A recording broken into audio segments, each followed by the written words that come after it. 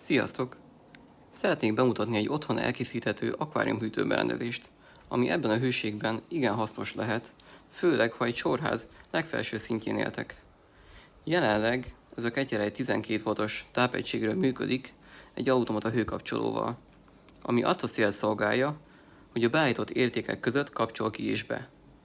Maga a légmozgatást 3 darab PC ventilátor végzi, és ezzel a módszerrel körülbelül 3-5 Celsius fokot is tud hűteni a vizen párologtatás által.